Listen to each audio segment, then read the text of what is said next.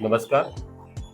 આજે આપણે એક એવા યુવાન સાથે મુલાકાત કરવા જઈ રહ્યા છીએ કે જે પાલનપુર તાલુકાના મૂળ નળાસર ગામના ગ્રામીણ ક્ષેત્રમાંથી આવી અને મુંબઈ સ્થિત ઇન્ડિયન ઇન્સ્ટિટ્યૂટ ઓફ ટેકનોલોજીમાં ઇલેક્ટ્રિકલ એન્જિનિયરિંગમાં એમને પોતે ગ્રેજ્યુએશન હમણાં પૂરું કર્યું છે. કોમ્પ્યુટર સાયન્સ પણ એમનો સબ્જેક્ટ છે અને યુવાનો માટે પ્રેરણા સ્ત્રોત છે.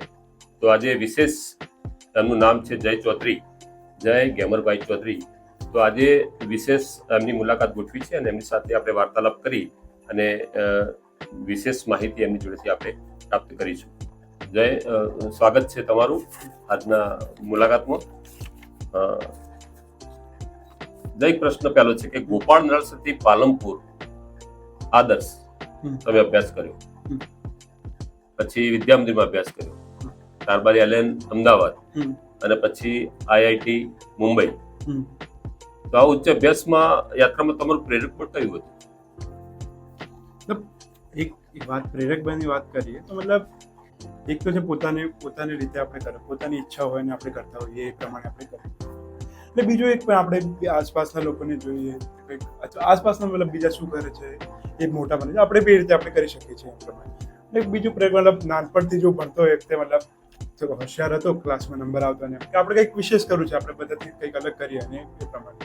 એટલે નાનપણમાં તો એવું કંઈ આપણે ખબર ના હોય કે શું કરવાનું, પણ ધીરે ધીરે મતલબ એક તમે પહેલા સારા ટકા આવે એટલે તમને આગળ ઈચ્છા થાય કે આવતી વખત પણ સારા ટકા લાવે, એમ તમે આગળ વધતું જાય. એટલે પછી તમે એમ વિશે કે હું કંઈક અલગ કરું, મતલબ બધાથી વિશેષ કરું. એ મતલબ એક એનું પ્રેરક મતલબ પોતાને એક સેલ્ફ મોટિવેશન આપીએ આપણે કે કંઈક અલગ કરવું છે. મતલબ પ્રેરક ભાઈ આપણે કન્ટિન્યુઅસ મતલબ કે તમને પહેલા મળ્યું ને એના પર તમે બિલ્ડઅપ કરો તેમ તમે એમ છે કે મારે આ લૂઝ નથી કરવું, જે હું કરી રહ્યો છું એના કરતાં મારે કંઈક વધારે કરવું છે. ઓકે.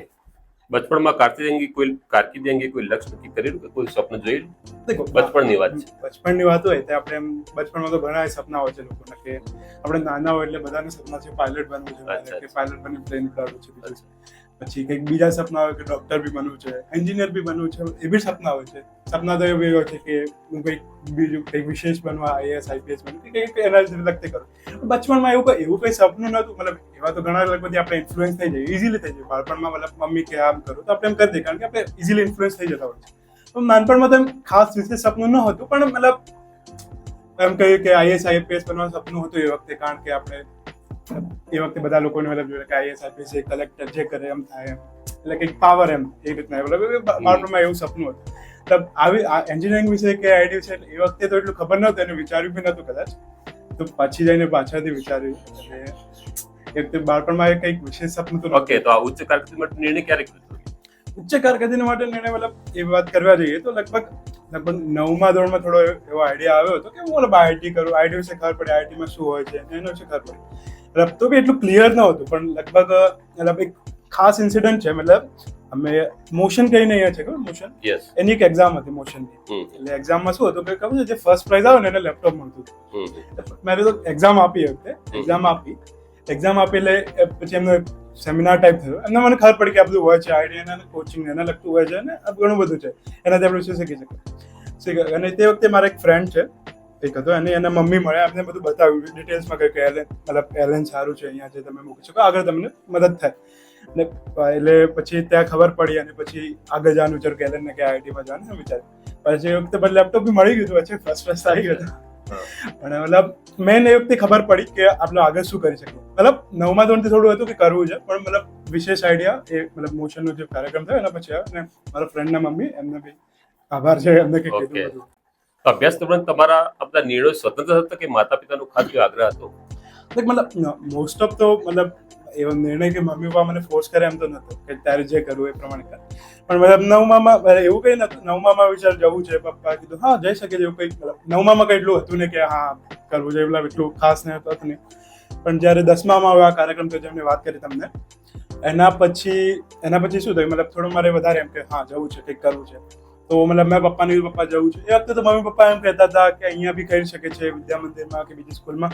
મેં કહું થશે મતલબ પણ વધારે સારું કરવું હોય તો આપણે એકવાર જતા રહે. મતલબ મારો જ નિર્ણય હતો કે જવાનું છે. યસ, અને મારા નિર્ણયને તમારો પોતાનો નિર્ણય. હા, પોતાનો જ નિર્ણય હતો. મમ્મી પપ્પાએ દરેક વાતમાં સપોર્ટ કર્યો. Support કરે. એમને મતલબ એ મારા સાથે રહીને અમદાવાદ આવ્યા. મમ્મી મારા સાથે જ રહેતી. પપ્પા ઘણીવાર અપડાઉન કરતા અમદાવાદથી. તો એમને એટલે મમ્મી પપ્પાએ મૂળ સંઘર્ષ કર્યો એમના માટે, એમને મારા ભણાવવા સપોર્ટ, નિર્ણયો મારા હતા પણ એમને દરેક વાતમાં એમને સપોર્ટ સપોર્ટ કર્યો. ઓકે. આઈઆઈટી મુંબઈમાં ઇલેક્ટ્રિક સાયન્સ, ઇલેક્ટ્રિકલ એન્જિનિયરિંગ અને કોમ્પ્યુટર સાયન્સનો વિષય પસંદ કરવા પાછળનું કંઈક રીઝન સ્પેશિયલ? અચ્છા, એમ તો મારો વિચાર મતલબ એમ ઇલેક્ટ્રિકલ કે કમ્પ્યુટર સાયન્સ મતલબ એમાંથી બંને વિષય સારા છે, એમ તો એમાં કોઈ છે નહીં. પણ મારો મતલબ પહેલો ચોઇસ હતી કે હું કમ્પ્યુટર સાયન્સ પસંદ કરું. કમ્પ્યુટર સાયન્સ મને બીજી આઈઆઈટીમાં મળતું, જેમ કે આઈઆઈટી ખડગપુર કે એમાં મળતું હતું. પણ મારે મતલબ કે આઈઆઈટી બોમ્બેમાં જવું, આઈઆઈટી બોમ્બેનું કલ્ચર છે એ પ્રમાણે, બોમ્બે એક સારી સિટી છે, એ વાત તો બરોબર જ છે. એ પ્રમાણે એને ઇલેક્ટ્રિકલ એન્જિનિયરિંગ મતલબ એવો સબ્જેક્ટ તો નથી સારો, પણ એને એમાં એવું હોય છે આપણે કે આઈઆઈટીમાં તમે પોતાની રીતે એક વિષય પસંદ કરી શકો છો. એટલે બસ અમુક કોર્સ હોય છે તમારે મેન્ડેટરી હોય છે, બાકી અમે પોતાની. એટલે મારો મેઇન વિષય તો ઇલેક્ટ્રિકલ એન્જિનિયરિંગ જ હતો. ડિગ્રી મને ઇલેક્ટ્રિકલ એન્જિનિયરિંગની જ મળશે. પરંતુ જે મેં ઇલેક્ટિવ કોર્સિસ કર્યા પોતાની ચોઇસ, એ બધા કમ્પ્યુટર સાયન્સ રિલેટેડ છે. મતલબ મોસ્ટલી એઆઈએમએલ અને એના રિલેટેડ જ છે. એટલે મારું માઇનર કહેવા જાય તો કમ્પ્યુટર સાયન્સ ને એઆઈએમએલમાં હતું અને મેજર છે ઇલેક્ટ્રિકલ એન્જિનિયરિંગમાં. એટલે મારું એમ તો ઇલેક્ટ્રિકલ એન્જિનિયરિંગ તો મેં પોતાને આઈઆઈટી બોમ્બેના લીધે જ પસંદ કર્યો હતો, અને કમ્પ્યુટર સાયન્સ પસંદ હતો, તો સાથે સાથે એ બી કરતો રહ્યો હતો. આ તમે જે સંપૂર્ણ શરૂઆત તૈયારી કરી, ઉચ્ચ અભ્યાસ માટે જે નિર્ણય લીધો, એના પછી દિવસના કેટલા કલાક અભ્યાસ કરવો જરૂરી છે અને શું શું બાબત પર ધ્યાન આપવું જરૂરી છે જે તમે આ એચીવ કર્યું છે આજ સુધી? મતલબ એ રીતે અભ્યાસ કરવાનો મતલબ કોણ કેટલો અભ્યાસ કરે તો દરેક વ્યક્તિ પર આધાર રાખે છે. મતલબ કે એમને કેટલો કરવો છે. મતલબ છે મતલબ એમ શરૂઆતમાં તો આપણે બાળપણમાં તો આપણે ભણતા હતા, મમ્મી ભણાવે, આપણે ભણવાનું, હોમવર્ક કરવાનું ને બધું તો કરવાનું. 10માં થોડું એમ કે બોર્ડની એક્ઝામ આવી છે, આપણે પોતાની રીતે થોડી મહેનત કરી. એટલે શું છે, મારી સાથે મારી બહેન બી સાથે જ હતી. તેમને અમે બંને સાથે સાથે કરે જતા. 10મા સુધી તો અમે બંને સાથે જ હતા. એ કરેલે મારે બી હું બી કરું, એના સાથે સાથે કરું. 10મા સુધી તો અમે સાથે સાથે કરતા. 11માં તેને બાયોલોજી લીધું, મેં મેથ્સ લીધું. પણ મતલબ એમાં બી અમે એ કરેલે મારે કરવાની ઈચ્છા હતા, એ બધું કરવાની ઈચ્છા હતા. પણ હું એના જેટલું તો ના વાંચતો. મતલબ એ તો કહું છું કે દરેકની પોતાની અલગ અલગ રીતે વાંચવાનું હોય છે. તો તમારે જેટલી જરૂર પડે એટલી વાંચો. એક મેઇન પોઈન્ટ છે કે તમે ક્લાસમાં જ્યારે ભણાવતા હોય અથવા બીજા, તો દરેક તમે ધ્યાન રાખો તો કદાચ તમારે વાંચવાની જરૂર ના પડે. એ વાત સાચી કે તમે એમાં જલ્દી ખબર પડે. અને એકવાર તમે એના એ પ્રમાણે પ્રેક્ટિસ કરતા રહો તો એમાં એવું છે. પણ મતલબ 11-12માં મેં કર્યું છે લગભગ 12માં સૌથી વધારે લગભગ દિવસના 10 કલાક જેવું થઈ જતું ઉપર. મતલબ એવરેજ ગણવા જતો 8-9 કલાક અરાઉન્ડ દિવસનું થતું મારે. પણ મતલબ વધારે બી જરૂર પડે આપણે પોતાની કેપેસિટી પ્રમાણે. મતલબ મારી બેન વધારે બી વાંચતી એવું હતું. મતલબ આમ કહેવા જઈએ તો આપણે 9-10 કલાક તો દિવસનું એવરેજ 11-12માં વાંચવાનું થતું. એટલે મને લાગે છે કે બેન સાથે તમારી અભ્યાસ રિલેટેડ કોમ્પિટિશન પણ ચાલે છે સાથે સાથે. આઈઆઈટી બોમ્બેમાં બી બીજા જે સાથી બીજા વિદ્યાર્થીઓ મળ્યા છે, બીજા મિત્રો મળ્યા, એ બી વાંચતા હતા, તેમની સાથે અમારે બી વાંચવાનું થાય. પણ આઈઆઈટી બોમ્બેમાં થોડું ઓછું વાંચવાનું થાય. મતલબ ક્લાસ જાઓ અને દિવસના બીજા 2-3 કલાક બીજા વાંચી લો એટલે તમારે થઈ જાય. મતલબ એમાં એવું બધું એકદમ ના હોય કે તમારે ગોખીને જવાનું છે. મતલબ તમારે જે વિષય હોય એ આવડતો હોય તો તમારે થઈ જશે. ઓકે. આઈઆઈટી મુંબઈમાં અભ્યાસ દરમિયાન તમે ઇન્ટર્નશિપ કરવા સિંગાપુર ગયા હતા થોડો સમય. તમારી પહેલી વિદેશ યાત્રા હતી મારા ખ્યાલ મુજબ. તો સિંગાપુરનો અનુભવ તમને કેવો રહ્યો? મતલબ એ વખતે ઇન્ટર્નશિપ હતી. એ વખતે તો શું હતું, મેં મતલબ પહેલા તો વિચારતો ઇન્ડિયામાં જ ઇન્ટર્નશિપ કરી લઈએ. અમુક જગ્યાએ જે ઇન્ટરેસ્ટ હતો એ જગ્યાએ મળ્યું નહીં. પછી રિસર્ચમાં ઇન્ટરેસ્ટ અમુક આઈટીમાં, પણ રિસર્ચમાં જે ઇન્ટરેસ્ટ હતો એટલે મેં સિંગાપુર એક હતું એના A-સ્ટાર રિસર્ચ એન્જિનિયરિંગ કર્યું છે. ત્યાં રિસર્ચ ઇન્ટર્ન માટે એપ્લાય કર્યું હતું. મતલબ તે શરૂઆતમાં પછી લગભગ એનું રિઝલ્ટ કદાચ વિન્ટર મતલબ ડિસેમ્બર દરમિયાન જ આવ્યું. ડિસેમ્બર દરમિયાન મતલબ એક તો ખૂબ એક્સાઇટેડ હતો કે સિંગાપુર જઈશ, કંઈક પહેલી વાર વિદેશ યાત્રા છે, એ બધું બરોબર છે. પછી ત્યાં ગયો. મતલબ એક છે મતલબ કે અલગ દેશનું એક નવું આસમાન હોય ત્યાં, ઇન્ડિયા કરતા કંઈક અલગ છે ત્યાં, બરોબર. એટલે આપણે ત્યાં ગયા, તે કલ્ચર અલગ છે, ત્યાંનું વાતાવરણ અલગ છે, ત્યાંના લોકો બી અલગ છે. લોકોને શું ત્યાં પોતાના કામથી કામ રાખવાનો મતલબ હોય, આપણે એ રીતે હોય. અને ત્યાં મતલબ એક છે કે ત્યાંનું હું કામ કરતો ત્યારે મતલબ એક મજા આવતી કે મારે હા કંઈક કરવું છે એના લીધે. ત્યાં મેં કામ કર્યું અને રિસર્ચ પેપર બી અમે પબ્લિશ કરવાના છે. અને એક બીજી વાત છે કે સિંગાપુરથી ભણવાનું તો બરોબર, એના સિવાય બી બીજું ઘણું શીખ્યું. સિંગાપુર જો પહેલી વાર હું દેશના બહાર ગયો, મમ્મી પપ્પા તો ટેન્શન હતું કે શું કરશે ત્યાં, ખાશે શું. સિંગાપુર એક આપણે એવો દેશ છે કે ત્યાં નોનવેજ ખાય છે. હું વેજીટેરિયન હતો, નોનવેજ ખાય છે બધા ત્યાં. એટલે કે શું ખાશે ને બધું હતું. છે ત્યાં બી એક એટલે ત્યાં પોતાની જાતે કુકિંગ કરતા બી શીખી કુકિંગ Okay. પોતાની જાતે Good. કરતા શીખવાનું, ત્યાં એકલા રહેવાનું અને એકલા પોતાનું સંભાળ મતલબ બધું કામ કરવાનું એ પ્રમાણે. અને એક મતલબ હોસ્ટેલમાં રહેતા એનો બી ફાયદો થયો કે મતલબ તમે પોતાને અલગ રહી શકો છો યસ અને પોતાની જાતે અને ત્યાં બી એક આપણા ઇન્ડિયન ભાઈ હતા તે મળી ગયા હતા. મતલબ અમે બંને સાથે રહેતા એ બધું મતલબ બીજા લોકો સાથે કોન્ટેક્ટ થયો અને બધું થયું. એમ આમ તો એક સારો અનુભવ રહ્યો. મતલબ આગળ બી કદાચ જઈશું ત્યાં મને હેલ્પ કરશે યસ યસ એ વાત ચોક્કસ છે. અને બાકી બધું ભણવાના રિલેટેડ મતલબ એકેડમિક્સના રિલેટેડ તો સારો જ અનુભવ હતો, ઓકે પણ બીજો અનુભવ બી સારો છે. અને ત્યાં મતલબ વાતાવરણ, ત્યાંના લોકો અને ત્યાં બીજા સાથે વિદ્યાર્થીઓ બીજા સ્કોલર સાથે મળવું એ બી એટલે ઇન્ટર્નશિપ તમને ઘણું બધું શીખવા મળ્યું. હા ઘણું બધું શીખવા મળ્યું. લાઈફ રિલેટેડ ઘણું શીખવા મળ્યું, Okay. નોટ મતલબ only acads. Okay good. IIT Indian Institute of Technology મુંબઈમાં ગ્રેજ્યુએશન પૂરું કર્યા બાદ તમને ભારતમાં પ્રતિષ્ઠિત ગણાતી કંપનીઓમાં મોટા પગારના પેકેજની ઓફર થઈ છે અને થશે પણ. તેમ છતાં તમે અમેરિકામાં એમએસ કરવા માટે, વધુ અભ્યાસ કરવા માટે ડિગ્રી લેવાનું કેમ નક્કી કર્યું? તમને અહીંયા પૂરતો પગાર તો સારો એવો પગાર તો મળી શકે એમ છે. મતલબ છે મને અત્યારે જોબ મળી છે એમાં જે લગભગ 40 લાખ અરાઉન્ડ પેકેજ છે વર્ષનું. ઓકે પણ મારી મતલબ જે મારો વિષય છે મશીન લર્નિંગ અને એઆઈ રિલેટેડ, મતલબ એમાં હું અત્યારે તો જે નોલેજ છે મતલબ હશે, મને ખબર નથી કેટલું નોલેજ છે કે કેટલું નથી.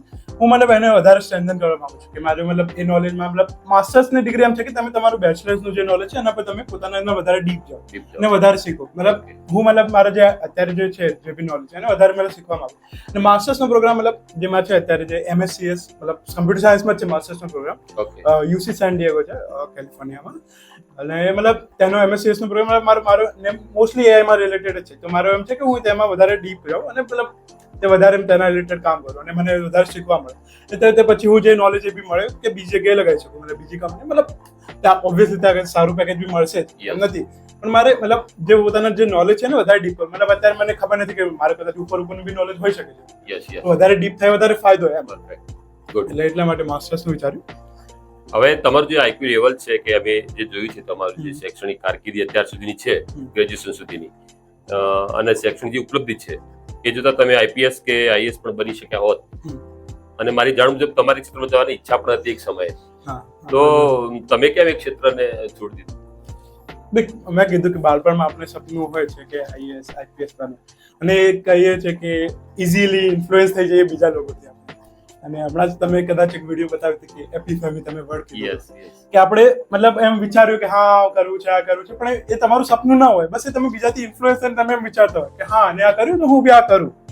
બીજાથી ઇન્ફ્લુઅન્સ થઈને મતલબ તમારું મેઇન સપનું ના હોય, પણ તમને પાછળથી દેવી રીતે મતલબ બાળપણમાં તમારે ઘણા સપના હોય છે, પણ જ્યારે તમે મતલબ 7મા 8મા સુધી હશે કદાચ કે હું આઈએસ આઈપીએસ બન, પણ પછી તમે આગળ જઈને 9મા 10મા કે ના મતલબ આ સબ્જેક્ટમાં વધારે સારું છે, મતલબ જે કલેક્ટર આઈપીએસ આઈએસ બનવું છે તમારે એનો પાવર બી છે, મતલબ તમે એક રિસ્પેક્ટ બી હોય છે આપણે સમજ કે હા કલેક્ટર છે આ છોકરો ભાઈ એમ બરોબર. પણ મારે મતલબ એમાં ઈચ્છા નથી કે પોલિટિક્સ રિલેટેડ કે પછી આ થોડું ઘણું સરકાર રિલેટેડ કે પછી આ કલેક્ટર મારા પાવરમાં એવા જવાની ઈચ્છા નથી પાછળથી એમ કે મૂકો આ બધું નથી કરવું. આપણે પોતાની રીતે ઇન્ડિપેન્ડન્ટ રહીએ અને પોતાની રીતે કામ કરીએ બરોબર છે. આ બધા જવાની ઈચ્છા નથી. અને મતલબ એમ કે પાછળથી તમે બીજા તમારા વિચાર જેમ જેમ મોટા તમે તમારા ચેન્જ થતા જાય અને એ વિચાર તમારો પડતો થાય.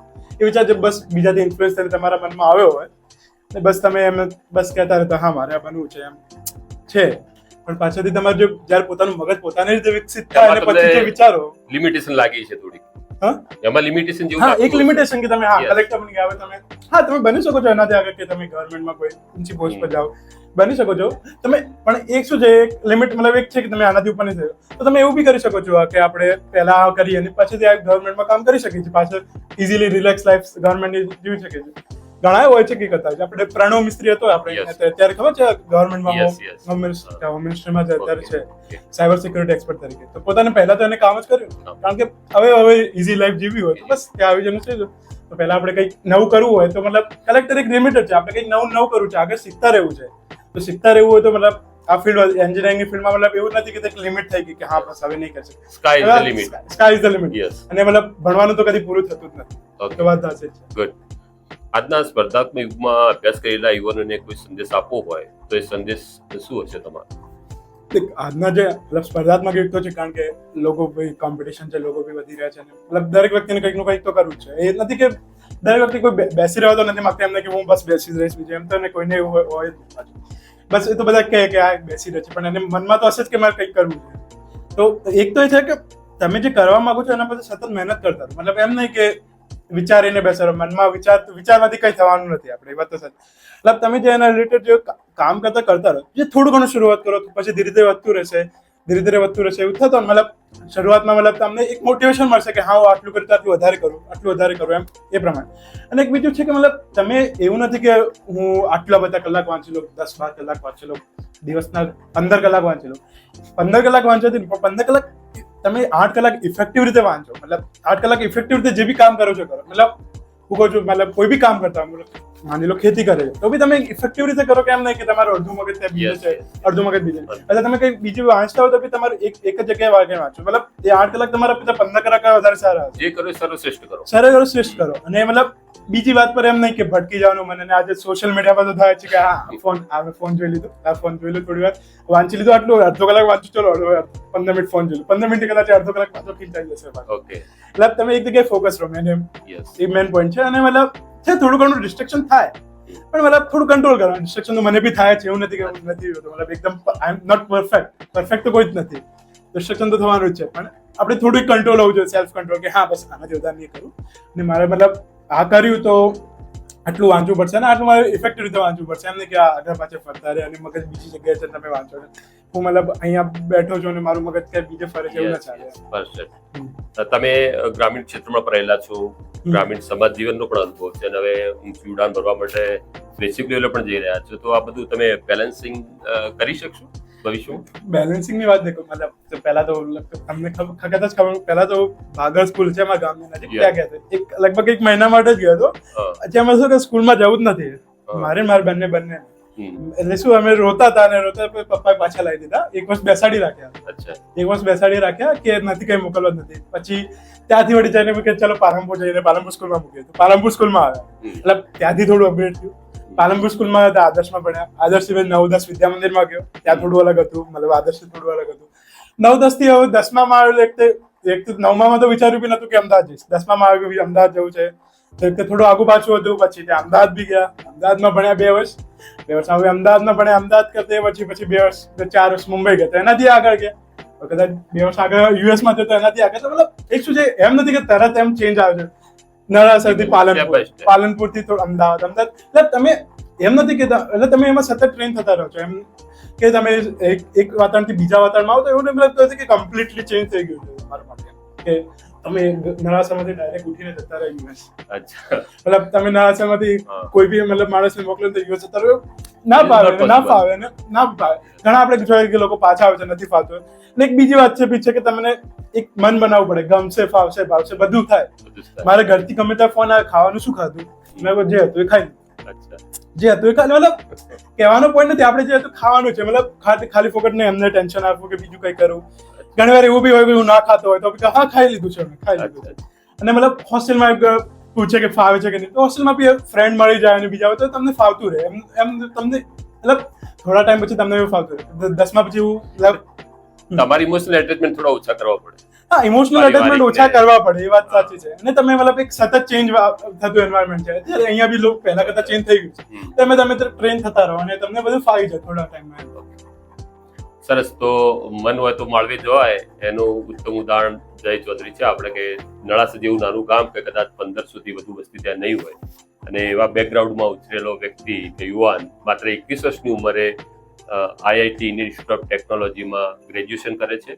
અને એનું સ્વપ્ન છે હજી પણ કે વૈશ્વિક લેવલે આપણે કંઈક આગળ જઈએ, આગળ કરીએ. અને એમને ખૂબ ખૂબ શુભેચ્છાઓ છે. ખૂબ આગળ વધો અને આપણા વિસ્તારને, આપણા સમાજને, આપણા જિલ્લાને, દેશને ગૌરવ અપાવો એવી હાર્દિક શુભેચ્છાઓ. Thank you very much.